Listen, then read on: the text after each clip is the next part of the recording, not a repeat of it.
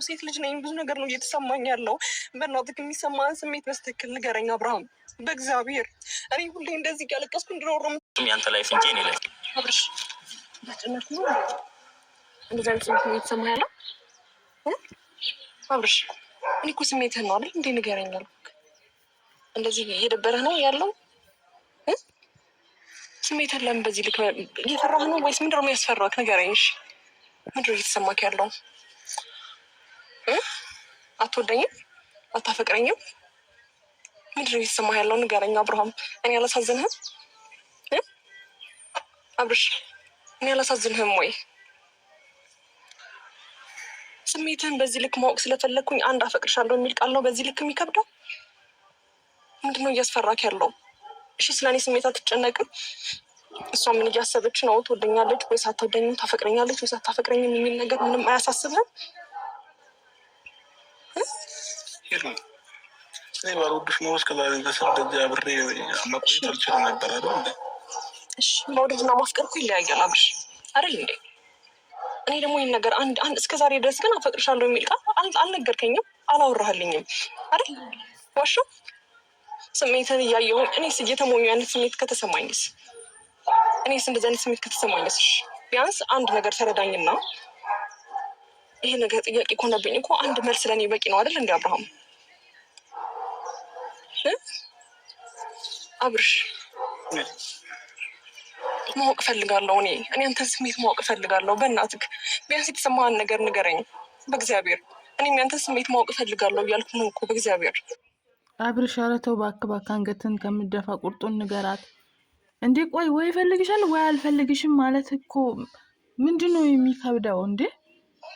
የምትፈልግ ከሆነ አሁን ፈልግሻለሁ፣ ሩታ አትቀየምክም፣ ልጅህንም አትከለክልክም። ወይም አትፈልጋት ከሆነ አልፈልግሽም፣ ግን እወድሻለሁ ወይ አላፈቅርሽም ማለት አንዱን ብቻ ተናገር። ምንድነው አንገት የምትደፋው እንዴ? ቆፍጠን በል እንጂ ሰውዬ። ለምንድን ነው እንደዚህ እንዲሰማኝ የምታደርገው? ለምንድን ነው ችላ የምትለኝ? ስላፈቀድኩ ስለወደድኩ ነው እንደዚህ የምትሆነው? ካፈቀድከኝ የልብህን ስሜት አንድ ቃል መናገር በዚህ ልክ ይከብዳል? ብዙ ነገር ነው ማስበው። ሴት ልጅ ነኝ። ብዙ ነገር ነው እየተሰማኝ ያለው። በእናትህ የሚሰማህን ስሜት በስትክክል ንገረኝ አብርሃም፣ በእግዚአብሔር። እኔ ሁሌ እንደዚህ እያለቀስኩ እንድኖር ነው የምትፈልገው? የሚሰማህን ስሜት እንደምታፈቅረኝ ንገረኝ ማለት በዚህ ልክ ይከብዳል? ለምንድን ነው ዝም የምትለኝ? መልስ ስጠኝ አብርሃም። እያስጨነቁ ነው እዚህ ሁሉም ተነስቶ ሄርሜላ አንቺ ሞኝ ነሽ፣ እሷ አያፈቅርሽም፣ እሷ አይወድሽም እየተባልኩ እስከ መቼ ነው የምኖረው? ለምን አንድ የምተማመንበት ነገር አታደርግልኝም?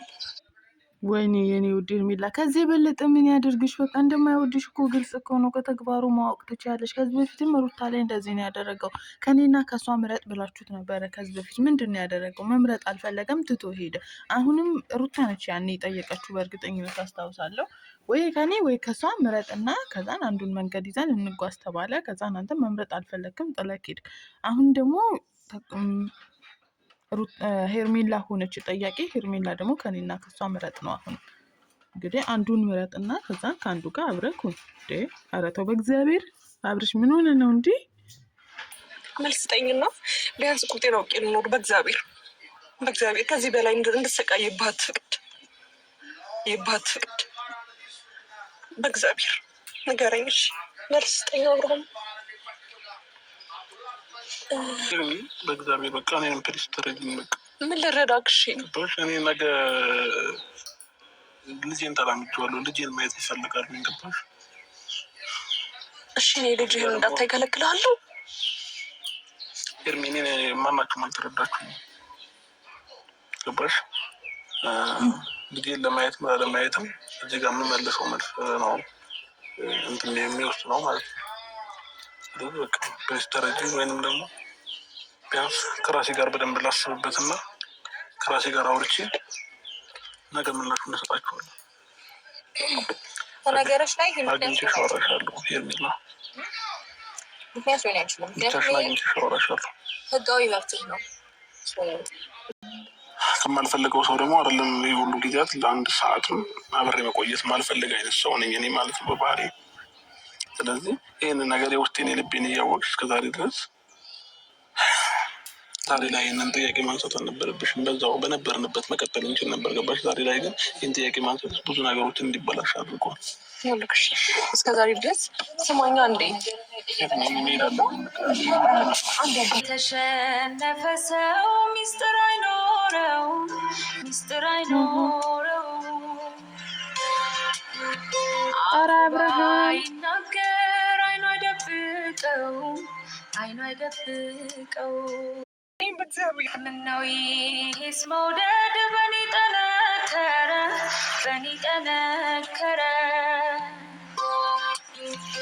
የሌላው ጓዳማ መች ተመረመረ መች ተመረመረ